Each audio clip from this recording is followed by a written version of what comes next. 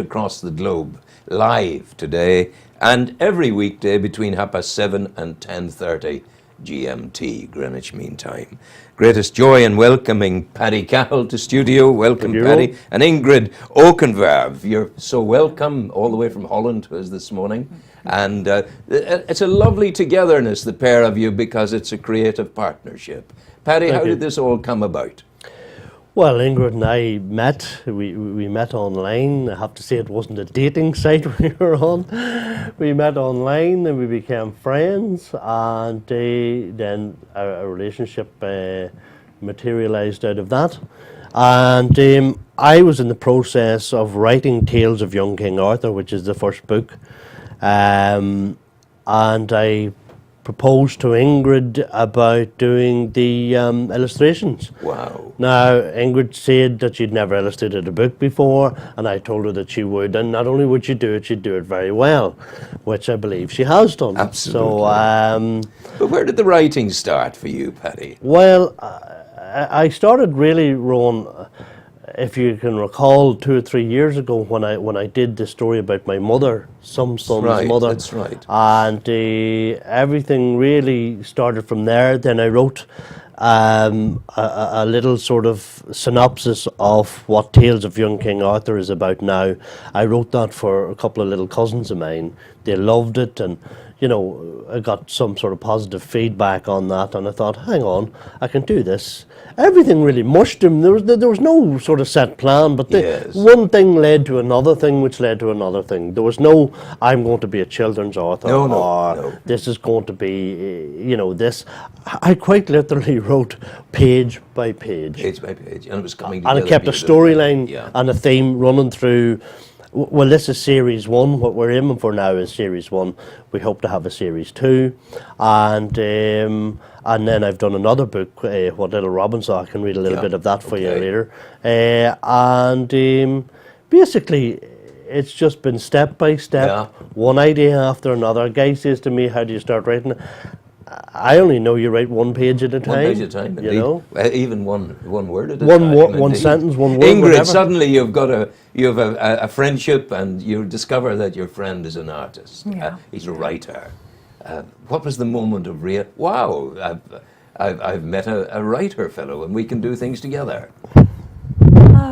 I really believed in him from the first moment I heard him reading his poem.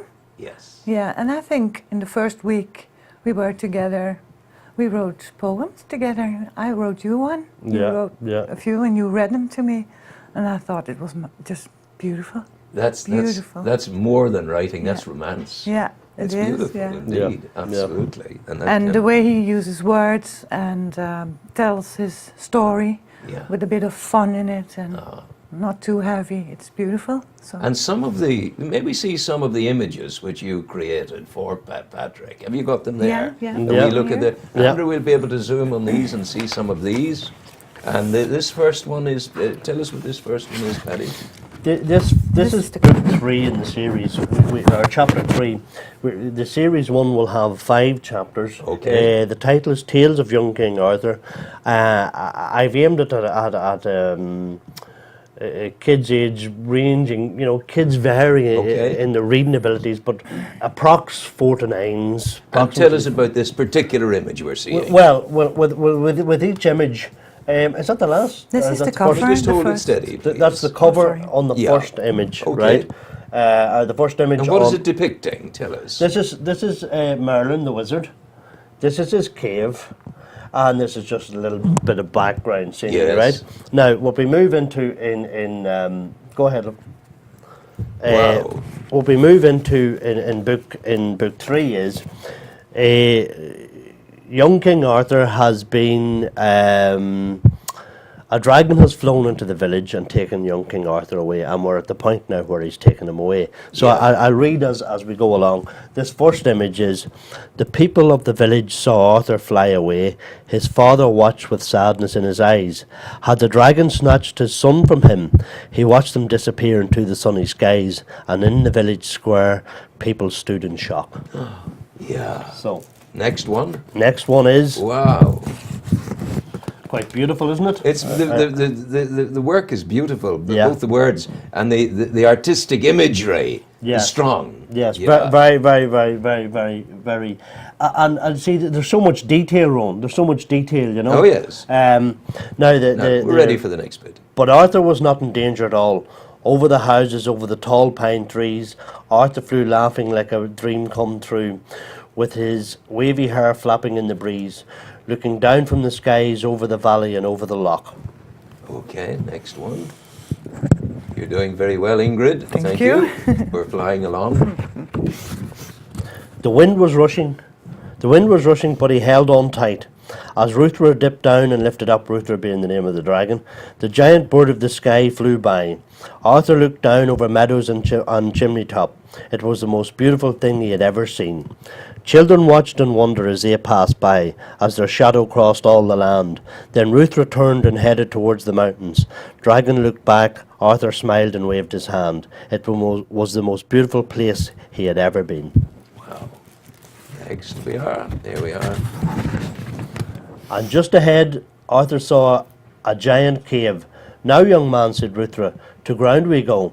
With giant wings flapping, the dragon landed. Arthur looked around, a land he did not know. Ruthra said, now, boy king, follow me. And here we have a little fox saying, wow, that's a big bird. Bigger than any hen we have ever had. With wobbly legs, Arthur felt the land again. Follow me, said Ruthra. They walked to the cave. As they walked in, it was dark. Arthur stopped. Do not be afraid, Dragon said, for I know you are brave, and any moment now you will see. Wow, we're going lovely.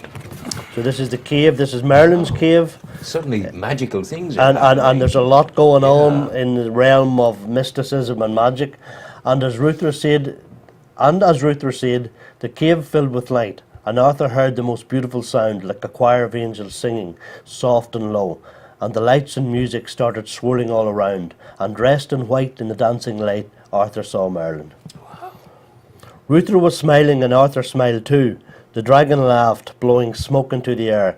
Then Arthur couldn't help himself, so he laughed also. Seeing this, Merlin laughed and shook his long grey hair. All three were laughing, and the lights and music were swirling.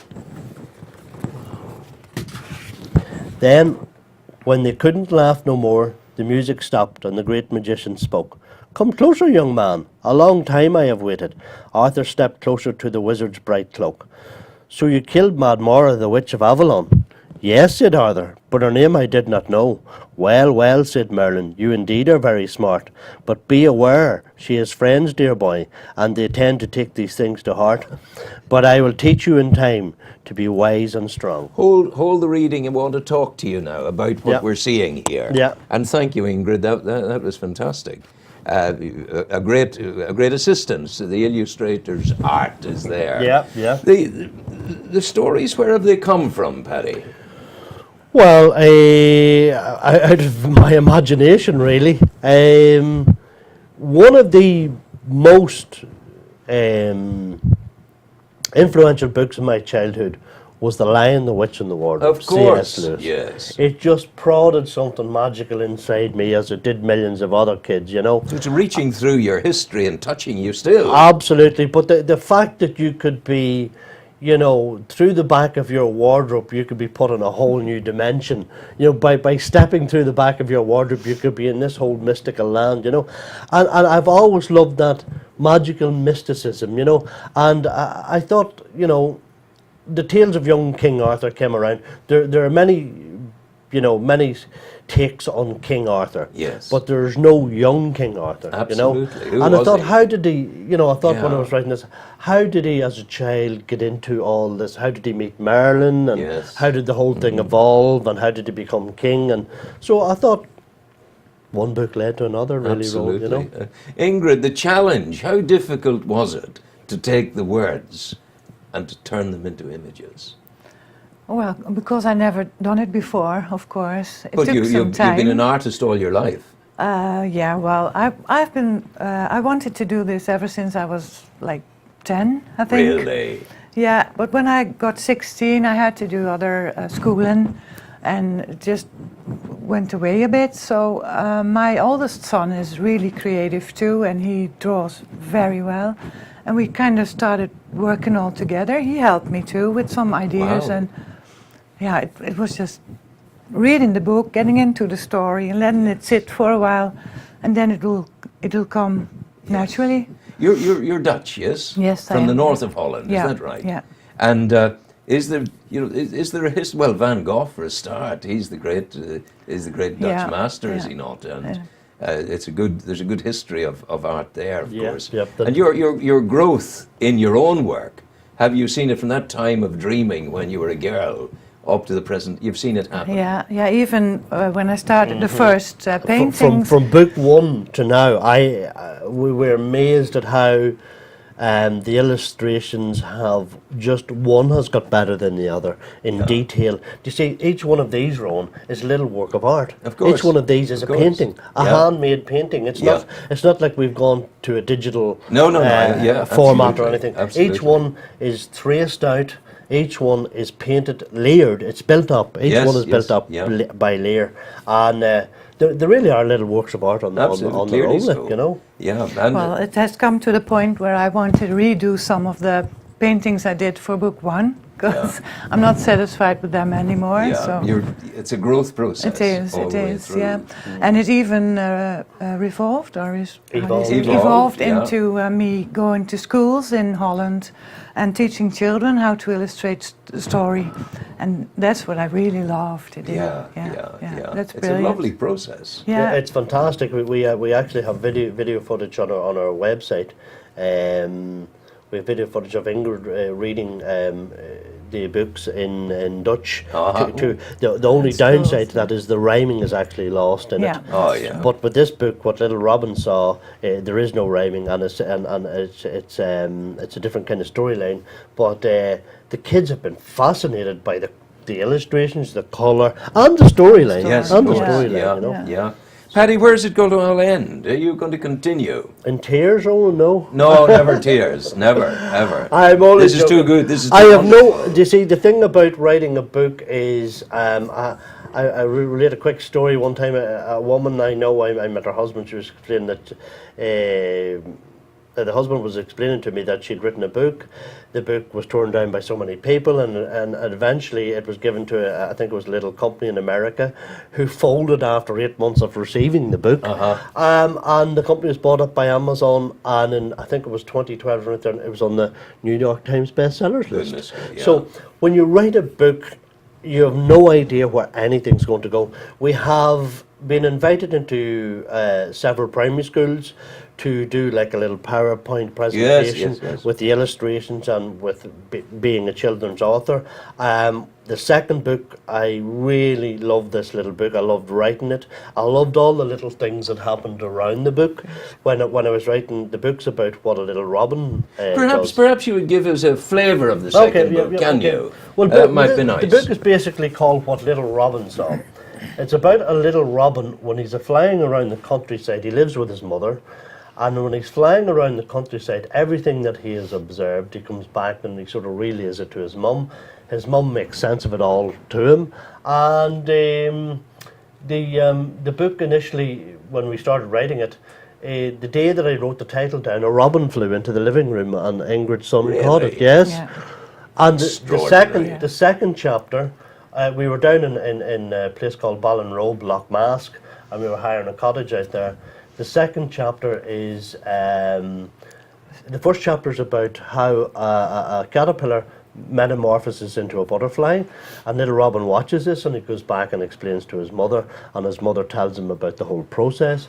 The second chapter is his little friend Tommy, who's another little robin. They watch these little tadpoles turn into frogs. And when I was writing the title of the second chapter, a frog hopped into the living room.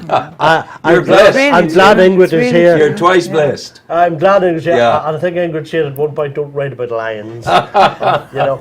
Right, like give us a flavour. Right, okay. This is the last chapter in the book. This is called Little Robin, What Little Robin Saw, Chapter 5, Mother's Surprise.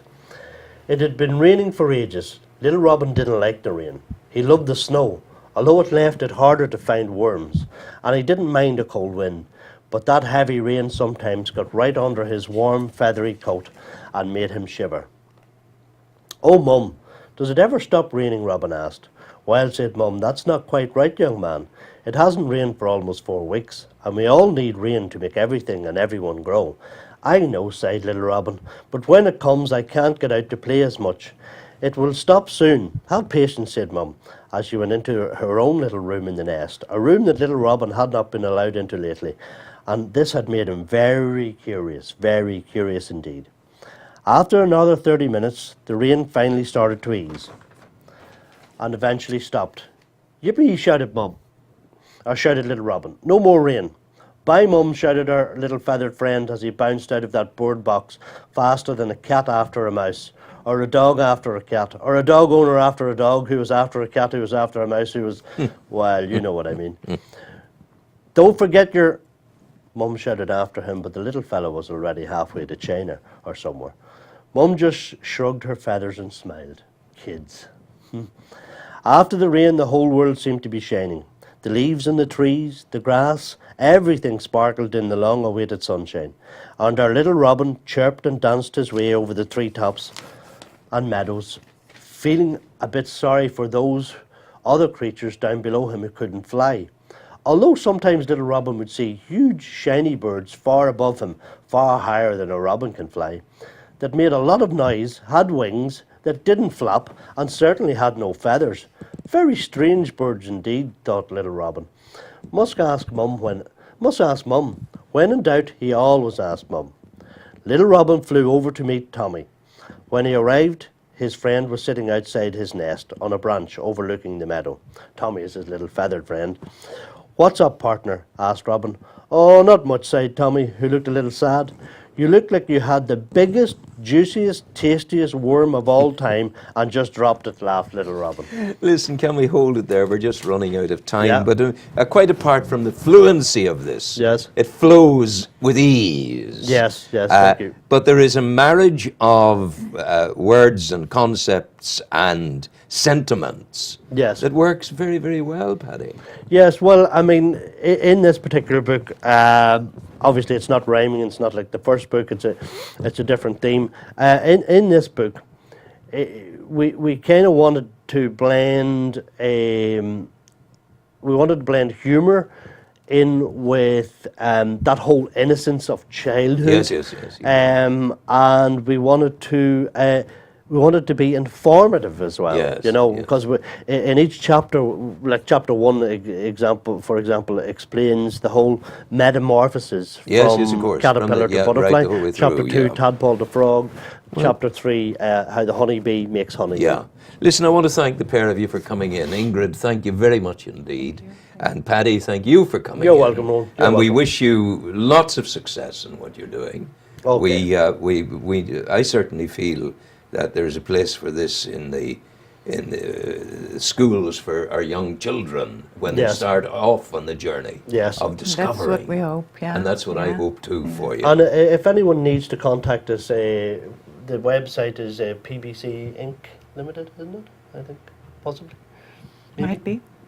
We're not sure of the website, but you can contact Paddy and Ingrid through the studio here. Would that be good? That's fine. That's okay. fine. Thank you very, very much indeed for coming in. Thank you, Rob. Destination Newry.